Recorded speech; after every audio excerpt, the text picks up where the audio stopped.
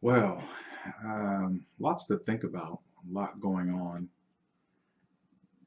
in the world now, and we are in this place within the research enterprise that we're finally grappling with some long-seated, long-rooted issues as they relate to race, as it relates to the impact of devaluing um, groups of individuals based on characteristics that they had no control over.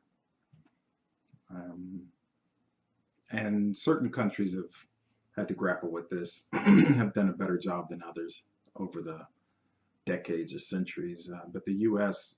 Still, relatively speaking, a is a is a baby country. You know, we're not even what, 250 years old, or not even that. I don't think.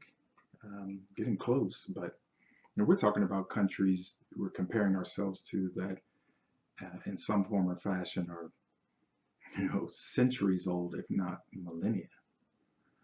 So we have a lot. You know, we grew up fast. We became a leading superpower early in our existence, I would say, and all of those kinds of things that filter out into all the sectors of society, including science. And so when institutions, whatever that kind of institution is, academic, nonprofit, professional society, federal agency, whatever, is deciding that it's time, that it's the right thing to do, but um, it's about ethics and morality, and not just feel good right thing, but actually the right thing to do. You know, what is it about the activities and the energy that these institutions need to grapple with that will sustain their efforts so that the movement moves past rhetoric, moves past sessions and abstract submissions and grant funding and all of those temporary forces. What's going to sustain this as it needs to be sustained? How will institutions create that change in their institution that will remain? How will it remain? That's the question. Um, so what's new revelations or new enlightenments for some communities or some groups or some individuals, some departments, some labs? What's new for some has been the standard procedure for others.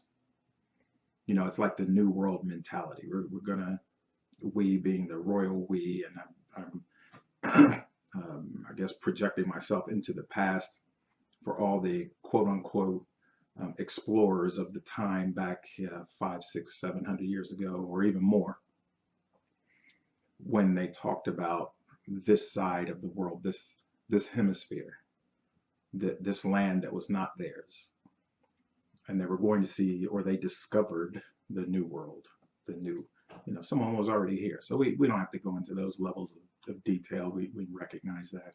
But it's that same mentality now that the scholarship, the books, the verbiage, the models, the programming, the energy that many have developed, have applied, have had great success with,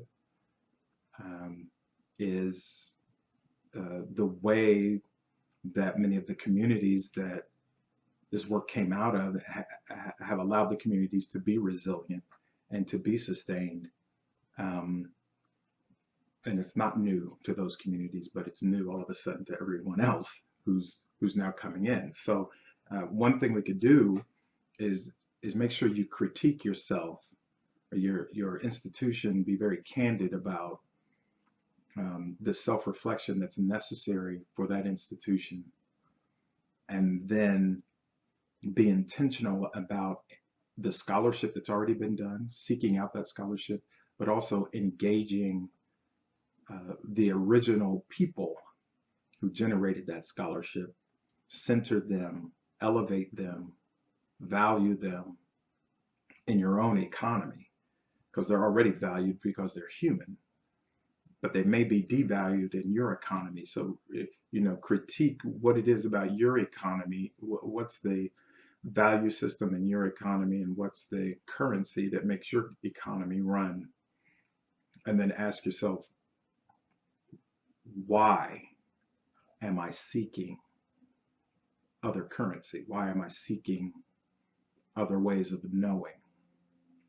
Okay, and not only why am I seeking, but what am I prepared to do to allow the transference of that currency into my economy, and for that currency to maintain its value?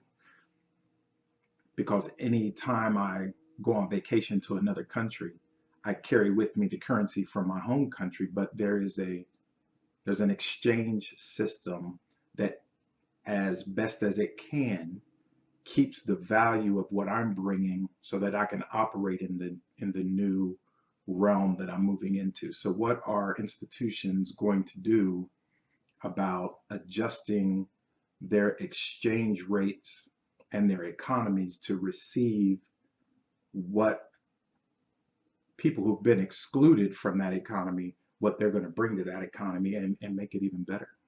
What are institutions going to do about that? Because once the currency gets moved into the economy and there's new growth and production in the economy, then that's when the sustainability will happen, right?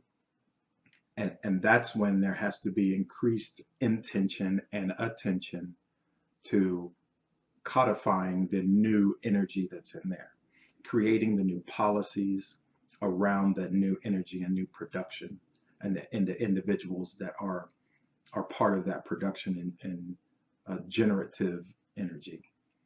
All right, policies, codes of conduct, operating procedures. As the line in the famous musical Hamilton would say, I want to be in the room where it happens.